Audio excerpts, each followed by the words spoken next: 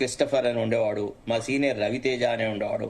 ఇట్లా చాలా మంది క్రిస్టియన్స్ ఇతర అంటే వెలుమ వాళ్ళను, తర్వాత రెడ్డి అమ్మాయిలను, తర్వాత ఇతరులను క్రిస్టియానిటీలో ఉన్న వాళ్ళని పెళ్లి చేసుకున్న వాళ్ళు కనీసం ఒక 10-20 కుటుంబాలన్నా నాకు తెలుసు.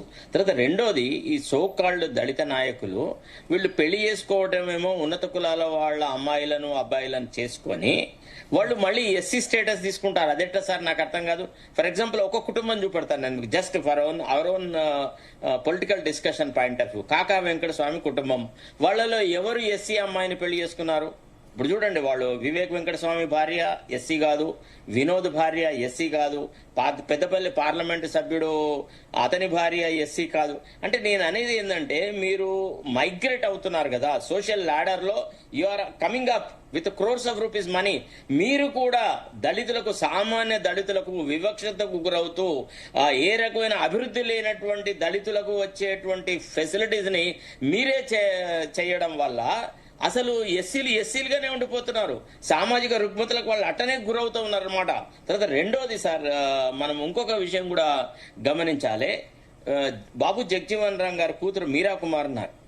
ఆమె తన పిల్లలకి ఎస్సీ రిజర్వేషన్ తీసుకోలేదు, మీకు తెలుసా ఆ విషయం? తర్వాత ప్రవీణ్ కుమార్ కూడా తీసుకున్నట్టున్నారు. ప్రవీణ్ కుమార్ కూడా ప్రవీణ్ కుమార్ గారు తీసుకోలేదు. ప్లస్ ఆయన వెళ్లి సిర్పూర్ జనరల్ సీట్ లో కంటెస్ట్ చేశారు. Yes, exactly. అందుకే వారంట అంత గౌరవము. మీరు విషయం గ్రహించట్లేదు. ప్రవీణ్ కుమార్ సారు, తర్వాత మీరా కుమార్, స్టెర్లింగ్ ఎగ్జాంపుల్. బట్ నాకు గుర్తుండైతే ఆయన క్లెయిమ్ చేయలేదు. అంటే మీరు చెప్పినట్టు ఏంటంటే, పైకి వచ్చిన దళితులు వాళ్ళ రిజర్వేషన్ సాక్రిఫైస్ వేరే వాళ్ళకి చేస్తే, ఇంకెందుకంటే కింద ఉన్న వాళ్ళు కిందనే ఉంటున్నారు. That's what I mean. అదే జరుగుతుంది ఇప్పుడు. ఈవెన్ ఐఏఎస్ లు, ఐపీఎస్ లు వాళ్ళు ఉన్నత స్థాయికి వచ్చినా సరే, ఆ రిజర్వేషన్ వాళ్ళ కుమార్తెలకి రావడం వల్ల తోటి దళితులకే అన్యాయం జరుగుతుంది. జస్టిస్ గవాయి గారు ఇటీవల ఇచ్చిన తీర్పులో creamy layer must be implemented even among us the SCs. Creamy layer ని ఇంప్లిమెంట్ చేయకుండా రాజకీయ పార్టీలు అడ్డుపడుతున్నాయి. అదే కదా సమస్య. అదొకటి. తర్వాత రెండోది ఏంటంటే, బాబు జగజీవన్ రామ్ గారు ఒక పుస్తకం రాశారు, క్యాస్ట్ ఛాలెంజెస్ ఇన్ ఇండియా అని. ప్లీజ్ చదవాలి. ఇప్పుడు మనకి ఎట్లుంటుందంటే, ఇట్లాంటి డిస్కషన్ డిబేట్ లో పార్టిసిపేట్ అప్పుడు కాన్షియస్నెస్ తోని మనము ఏ వర్గాల వాళ్ళను ఉద్ధారం కోసమని ఈ చట్టాలు తీసుకువచ్చినారు అనే విషయం మనం గ్రహించాలా.